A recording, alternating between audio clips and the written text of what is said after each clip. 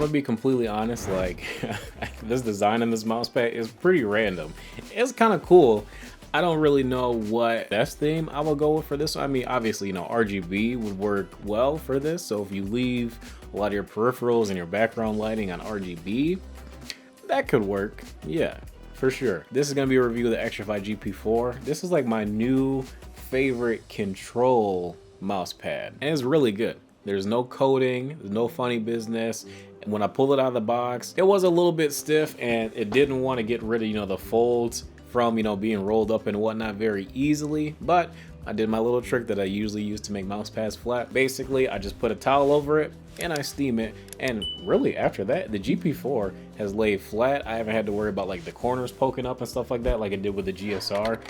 To me, this is what the GSR was supposed to be, or what a lot of reviewers say that the GSR feels like. I think this is what it should feel like, because to me, the GSR just wasn't worth it, and this is definitely worth it. It feels slick, but controlled. Like, it doesn't feel like the Odin mouse pad, where it's very smooth and it's got like a little bit of a shimmer to it, because the Odin doesn't have a coating and this doesn't have a coating either. So I don't have to worry about, like on the X-ray pads, you have to worry about like things wearing away on the mouse pad and changing the texture of the surface.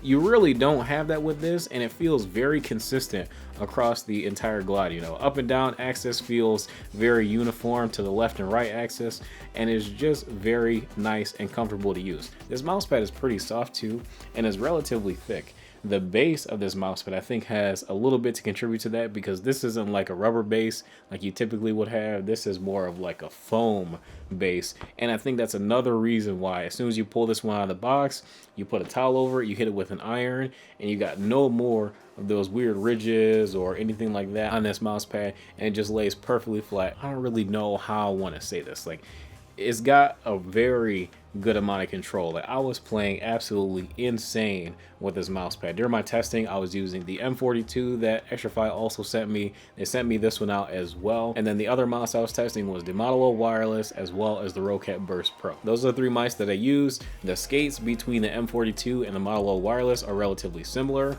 The skates on the Burst Pro are notably better. But regardless of which mouse that I used, it just seemed like it had a very consistent feel, very predictable, and easy to use. If you're a new PC gamer, do not get a hard pad. Do not get something that's too fast. You're not ready for it just yet. This is like the perfect entry-level mouse pad if you are new to keyboard and mouse and you don't really have all of your motor skills to be able to use the mouse, you know, effectively. You're still kind of figuring out your grip styles and whatnot. This is a good mouse pad to use, because this will make sure that you don't overshoot your mouse shots. I mean, play on a DPI if you're beginning between 400 and maybe 1200 absolutely max, and use a mouse pad like this, and you should start seeing like some real improvement and improving your shot, improving your gameplay and all that stuff.